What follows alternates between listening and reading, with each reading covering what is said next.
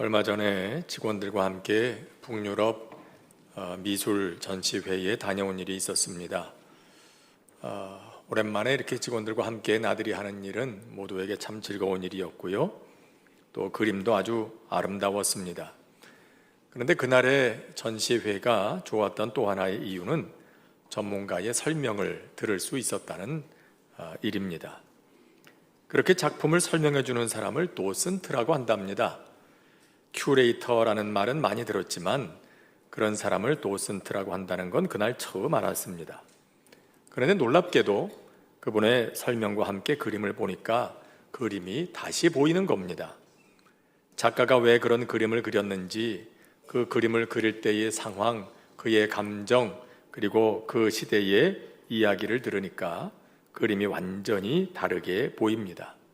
예를 들어서 아주 밝고 행복해 보이는 그림들로 가득한 방이 있었는데 그 그림을 그린 사람은 아마도 평생 불행이라고는 한 번도 경험해 보지 못한 사람일 거라는 생각을 갖게 했습니다.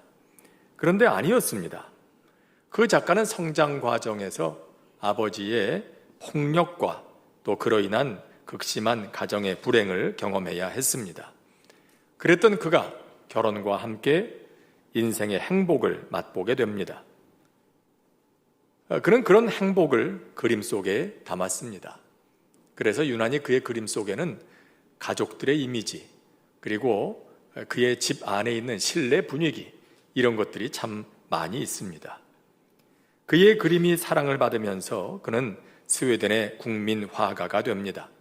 재미있는 것은 그의 그림에서 영감을 받아서 탄생한 가구 브랜드가 하나 있는데 그게 바로 이케아랍니다. 그의 그림에서 보이는 그런 색채와 디자인과 이런 것에서 영감을 받은 분이 이 업체를 설립하게 됐다는 거죠. 아는 만큼 보이고 보이는 만큼 느끼게 된다는 말이 이해가 됩니다. 그런데 이것은 이런 예술에만 국한된 얘기는 아닌 줄 압니다. 지난주에 우리는 가족주의를 맞아서 가정은 사랑의 훈련소다와 같다, 그런 말씀을 나누었습니다. 가정의 달 5월달을 맞아서 우린 몇 주 동안 고린도전서 13장을 중심으로 사랑이 어떤 것인지를 조금 더 살펴보려고 합니다. 이미 말씀드렸던 것처럼 고린도전서 13장은 단순히 사랑에 대한 묘사만이 아니죠. 13장, 고린도전서 13장은 하나님은 이런 분이시다라고 소개하는 그런 대목이기도 합니다. 왜냐하면 하나님은 사랑이시기 때문이죠. 그래서 이 말씀에 사랑 대신 하나님을 넣어서 읽어도 문맥이 통하는 걸 볼 수가 있습니다. 하나님은 오래 참으시고 하나님은 온유하시며 시기하지 않으시며, 이렇게 읽어도 되는 거죠. 그래서 사랑에 어떤 특성들이 있는지를 잘 살펴보는 것은 사랑이신 하나님을 보다 잘 알아가는 좋은 기회가 됩니다. 또 사랑의 훈련소인 가정에서 온전한 사랑을 배워가는 데에 많은 도움이 됩니다. 여러분들에게 이 말씀을 통해서 그와 같은 은혜가 함께 하게 되기를 주의 이름으로 축복합니다. 첫째로, 사랑은 오래 참습니다. 사람들은 대개 어떤 일에 일찌감치 승부를 걸려고 할 때가 많습니다. 오늘의 사람들은 더더욱 그렇습니다. 하지만 위대한 일은 대부분 많은 시행착오와 또 피나는 노력, 오랜 기다림 끝에 이루어졌다는 걸 우린 잘 알고 있죠. 노아 웹스터라고 하는 사람은 웹스터 사전을 편찬하기 위해서 자그마치 36년 동안 자료를 수집했습니다. 미켈란젤로의 최후의 심판은 8년이 걸려서 완성이 됐습니다. 레오나르도 다빈치의 최후의 만찬도 10년이라는 시간이 걸렸습니다. 이렇게 위대하고 소중한 것이 완성되는 데에는 많은 시간과 노력이 들어갑니다. 하물며 하나님의 성품인 사랑이 우리 안에 이루어지고 완성되는 것이 어떻게 하루아침에 되는 일이겠습니까? 많은 기다림과 오래 참는 일이 필요하지 않겠습니까? 초대교회 교부였던 크리소스톰은 오래 참음에 대해서 이렇게 얘기를 했습니다. 사람들에게 그릇된 대우를 받고 상처를 받았을 때 복수할 수 있는 힘이 있음에도 불구하고 이를 간과하는 능력이라고 그가 설명한 바가 있습니다. 다시 말해서 부당한 일을 당해서 참을 수 없는 감정이 솟구쳐 올라올 때 그런 감정을 참아내는 게 오래 참음이라는 거죠. 하지만 말이 그렇지 정말로 그런 상황을 만난다면 결코 쉬운 일은 아닐 것입니다. 그런데 바울은 사랑의 특징 가운데 제일 먼저 이 오래 참음을 말하면서 뭘 떠올렸을까요? 분명 그가 다메섹으로 가던 길에 만났던 부활하신 주님을 생각했을 겁니다. 그는 하나님을 향한 잘못된 열심에 사로잡혀서 그리스도인들을 잡으러 가던 길이었습니다. 그런데 주님을 만납니다. 그리고 그분이 안타까운 심정으로 물으십니다. 사울아, 사울아, 내가 어찌하여 나를 핍박하느냐? 그러고 보니까 그가 지금까지 걸어왔던 길이 하나님 앞에서 너무나 잘못되었다는 것을 깨닫게 되었습니다. 하나님의 영광을 위한다고 했지만 하나님의 영광을 가리는 일이었습니다. 하나님을 위한 일이라고 생각했지만 하나님의 마음을 아프게 해드린 일이었습니다. 진리를 전한다고 생각했지만 도리어 주님을 핍박하는 일이 되어 버렸던 겁니다. 너무나 많은 의로운 사람들, 무고한 사람들을 죽였습니다. 피해를 주었습니다. 그의 잘못은 그 자신이 생각해도 결코 참을 수 없는 일이었습니다. 그런데 그로부터 그렇게 핍박을 받으신 주님께서, 그렇게 부당한 대우를 받으신 주님께서 그를 지금까지 참아 주셨다는 거죠. 심판을 받아도 벌써 그 심판을 받고 망하고 지옥불에 들어갔어야 할 그를 주님께서 용서하시고 오래 참으시고 이제 복음의 일꾼 삼으신 것입니다. 바울은 사랑을 생각할 때 이런 주님의 오래 참으심을 잊을 수가 없는 거죠. 그래서 그는 제일 먼저 말하는 겁니다. 사랑은 오래 참는 것이다. 주님께서 내게 보여주신 사랑은 오래 참는 것이었다. 여러분, 하나님의 사랑은 이와 같습니다. 하나님은 우리에 대해서 오래 참아주심으로 우리에 대한 사랑을 나타내십니다. 이런 이야기가 있죠. 물론 성경에 나오는 얘기는 아닙니다만은 아브라함이 장막 앞에 앉아 있다가 하루는 나그네가 지나가는 것을 보고 여느 때와 같이 그 나그네를 그의 장막으로 초청해 드렸습니다. 그리고 우유와 빵을 대접을 했습니다. 시장했던 이 나그네는 허겁지겁 그것을 먹었습니다. 그를 본 아브라함이 묻습니다. 손님은 음식을 드실 때 먼저 하나님께 감사하지 않으십니까? 그러자 그가 대답합니다. 나는 하나님을 모릅니다. 나는 불을 숭배하는 사람입니다. 그리고는 그때부터 아브라함과 이 사람 사이에 하나님의 존재를 놓고 논쟁이 벌어졌습니다. 한참을 두 사람의 논쟁을 하다가 결국 아브라함이 분노하고 맙니다. 그리고 소리를 질렀습니다. 당신 같은 사람을 우리 장막에 드릴 수는 없소. 당장 나가시오. 나그네는 씩씩거리면서 뒤도 돌아보지 않고 떠났습니다. 그때 하나님의 사자가 그에게 나타나서 이렇게 말을 하더랍니다. 아브라함아, 하나님께서는 너를 100년 동안 참아오셨고 저 사람을 50년이나 참아오셨다. 그런데 너는 이 1시간도 참을 수가 없더냐? 선교사님들은 척박한 선교지에서 참 많은 고생을 하시죠. 저희 교회에서 파송하고 또 후원하는 선교사님들이 지금 미얀마, 케냐, 파키스탄, 마다가스카르 그리고 북인도 이런 곳에서 지금도 얼마나 수고를 많이 하시는지 모릅니다. 군부 정권의 부당한 탄압 때문에 혹은 그 나라 정부의 여러 가지 정책들 때문에 선교사역들이 얼마나 많은 장애를 겪고 있는지, 또 불안한 치안, 그리고 가난, 질병, 천재지변 이런 것들 때문에 얼마나 어려운지 알 수가 없어요. 그리고 무엇보다도 해도 좀처럼 열매가 나타나지 않는 것 같아 보이는 밑 빠진 독 같은 그 선교지의 현실을 보면서 얼마나 힘이 들겠습니까? 얼마나 기운이 빠지겠습니까? 그런데 이분들이요, 5년, 10년, 20년 평생을 선교지에서 그 부당함과 위험함과 불편함과 이런 것들을 다 참아냅니다. 오래 참습니다. 그 모습을 보면 이런 생각을 하게 됩니다. 이분들은 정말로 그 땅을 사랑하고 있구나. 정말로 그곳의 사람들의 영혼을 사랑하고 있구나. 그분들의 오래 참는 모습을 보면서 그 땅, 그 사람들의 영혼을 향한 선교사님들의 사랑을 알 수 있게 되는 겁니다. 여러분, 그렇습니다. 사랑은 오래 참는 것입니다. 거기서 사랑이 드러납니다. 어쩌면 가장 오래 참기 어려운 대상이 가족들일지도 모르죠. 다른 사람들이라면 가끔 보니까 뭐 한번 그랬더라도 또 잊어버리면 그만이니까. 그런데 가족들은 어떻습니까? 미우나 고우나 죽으나 사나 늘 곁에 붙어 있잖아요. 그러니까 더 오래 참기가 어려워지는지도 모릅니다. 하지만 오늘 성경 우리에게 가르쳐 줍니다. 사랑은 딴 게 아니라고. 오래 참아주는 게 그게 사랑이라고.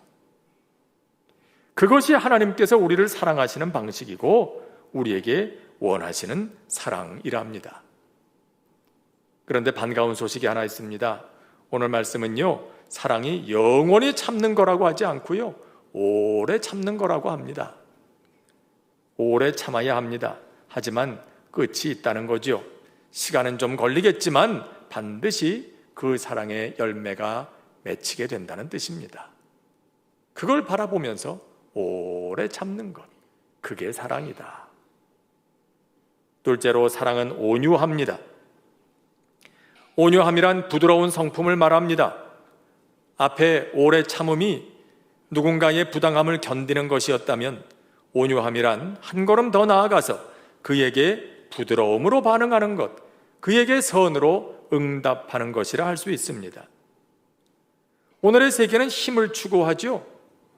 힘을 추구하는 세상에서 부드러움이라는 것은 약함의 대명사로 여겨지기도 합니다. 하지만 진짜 강함은 부드러움에 있다는 걸 우리는 잘 알고 있죠. 여러분들도 보시겠습니다마는 가끔 여행을 가면 강 주위에 놀라운 모습의 바위들이 예술작품처럼 서 있는 걸 볼 때가 있습니다. 그 바위들을 그렇게 만든 게 뭘까요? 바로 물입니다. 물이 바위에 부딪히면 물이 부서지는 것처럼, 물이 단단한 바위를 피해서 도망가는 것처럼 보이지만 결국 그 바위를 깎아내서 모양을 만드는 건 아무 힘도 없어 보이는 물이었습니다. 오랜 시간 동안 물은 부드러움으로 바위 곁을 스치며 흘러갑니다. 그 부드러움이 이 단단한 어떤 것도 깨뜨릴 수 없어 보였던 바위를 작품으로 만들어내는 것입니다. 이 온유함은 또 예수님께서 보여주신 모습이기도 합니다. 예수님의 말씀입니다. 나는 마음이 온유하고 겸손하니 나의 멍에를 메고 내게 배우라. 그리하면 너희 마음이 쉼을 얻을 것이다. 그분은 말씀만 그렇게 하신 것이 아니라 실제로 그 온유하심을 보여주셨습니다. 욕을 당하시되 맞대어 욕하지 아니하시고 고난을 당하시되 위협하지 아니하시고 오직 공의로 심판하시는 이에게 부탁하시며 친히 나무에 달려 그 몸으로 우리 죄를 담당하셨다. 예수님께서는 그분을 공격하는 이들에게 온유함으로 부드러움으로 반응하셨습니다. 그리고 그것을 보는 세상에서는 예수님의 약함의 증거라고 생각했습니다. 사탄도 그렇게 생각했습니다. 예수님께서 그렇게 반응하실 때 그가 이겼다고 생각했습니다. 하지만 어떻습니까? 진정한 강자, 진정한 승자는 바로 세상의 강함에 온유함으로, 세상의 폭력에 부드러움으로 맞서셨던 예수님이셨습니다. 여러분, 강함이 세상을 바꾸는 게 아닙니다. 폭력이 세상을 낙원으로 만드는 게 아닙니다. 하나님의 나라, 천국은 온유함으로 건설됩니다. 왜냐하면 온유함이 곧 사랑이기 때문입니다. 온유함으로 사랑이 나타날 때 그곳에 천지를 지으신 하나님, 그 사랑이신 하나님의 능력이 역사하기 때문인 것입니다. 셋째로, 사랑은 시기하지 않습니다.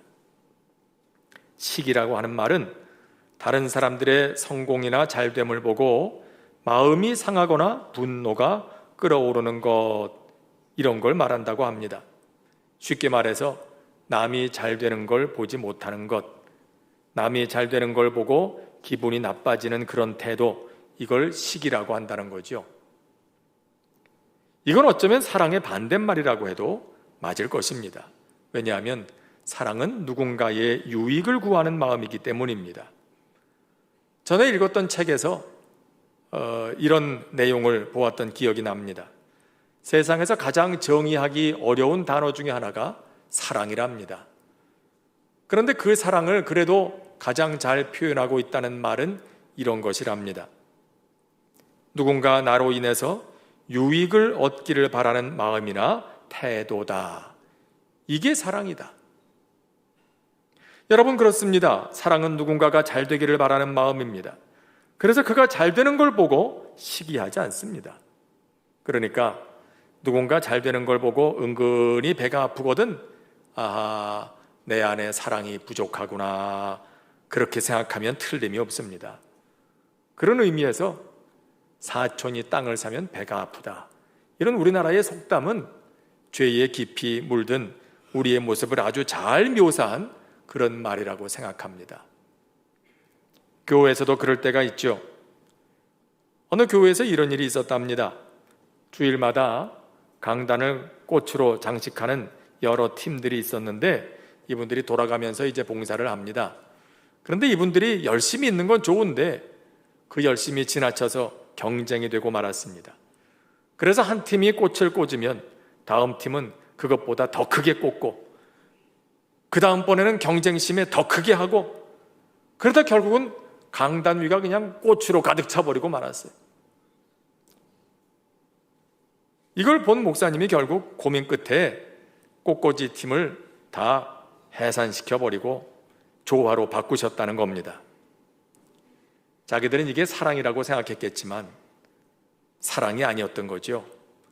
하나님께 대한 사랑도 아니고 교회에 대한 사랑도 아니고 성도들에 대한 사랑도 아니었습니다. 그저 자기 자랑일 뿐이었던 거죠. 죄가 역사에 들어온 뒤에 나타난 현상 가운데 첫 번째 것도 역시 시기하는 마음이 아니었습니까? 가인이 아벨을 시기합니다. 아벨이 잘 되는 게 배가 아픈 겁니다. 아벨의 제사를 하나님께서 받으시고 내가 드린 제사는 받지 않으셨다, 이걸 보고 기분이 나빴습니다. 이미 죄의 마음을 빼앗겼기 때문이죠. 아벨이 잘 되는 게 싫습니다. 아벨만 없어지면, 그런 마음에 결국 그를 죽이고 말지 않습니까? 물론 죄가 있기 전이었다면 그럴 일도 없었겠습니다마는 가인이 정말로 아벨을 사랑했다면 어떻게 했어야 할까요? 하나님께서 아벨의 제사를 받으시는 것을 보면서 형인 가인은 오히려 더 기뻐해야 맞지 않습니까? 야, 참 잘됐다, 너 잘했다, 하나님이 너를 칭찬하시고 내 예배를, 내 제사를 받으시니 내 마음이 참 기쁘다. 그리고 거기서 좀 더 겸손하게 한 걸음 더 나아가서, 그런데 아벨 어떻게 했냐? 나도 좀 배우자. 그랬으면 얼마나 좋았겠어요. 그런데 가인의 마음속에는 그게 없었습니다. 시기하는 마음뿐이었죠.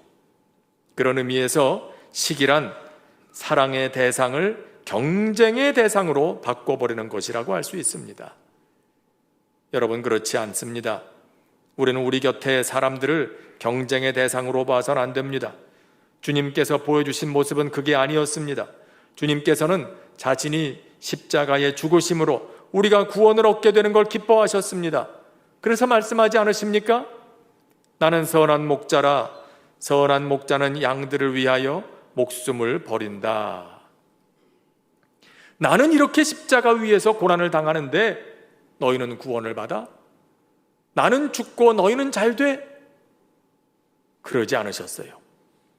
선한 목자이신 주님의 사랑은 당신의 모든 것을 버려서라도 우리가 잘 되기를 바라시는 그런 사랑이었습니다.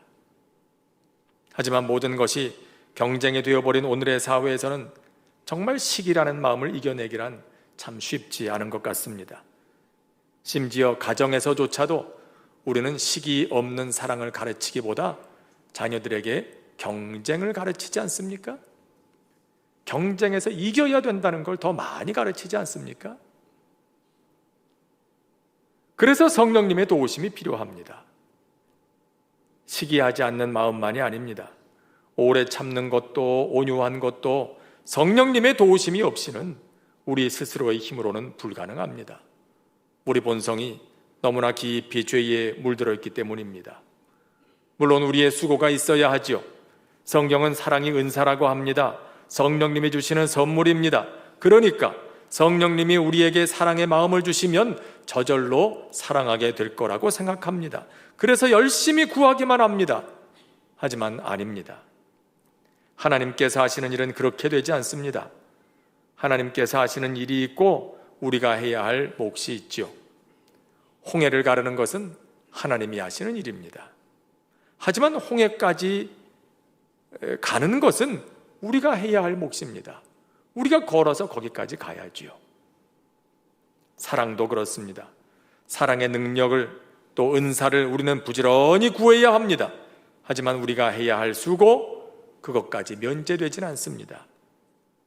사랑의 수고는 우리가 해야 하는 일입니다. 그래서 데살로니가 교회에 보낸 편지에서 바울이 이렇게 말합니다.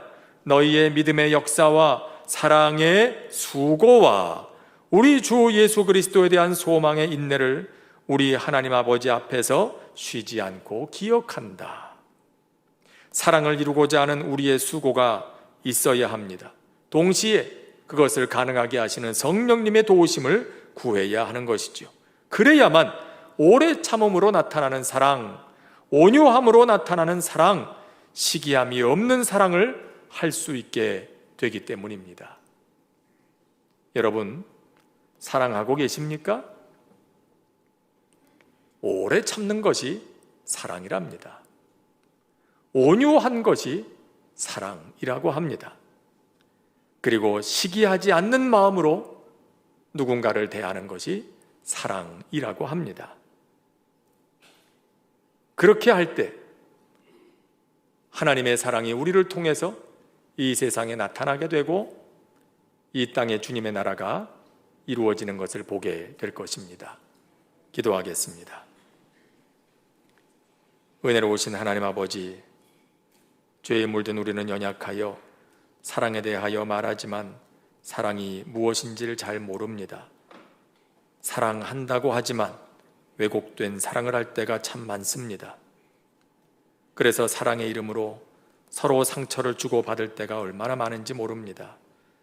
주님, 연약한 저희들을 불쌍히 여기시고 성령님께서 사랑의 영으로 저희들에게 임하시고 도우시고 가르쳐 주심으로 주님께서 우리에게 보여주신 오래 참는 사랑, 온유함으로 나타나는 사랑, 시기하지 않는 그 사랑 할 수 있도록 도와주시옵소서. 그렇게 함으로 우리를 통해 우리의 가정에도 그리고 이 땅에도 주님의 나라가 이루어질 수 있게 하여 주시옵소서. 예수님의 이름으로 기도합니다. 아멘.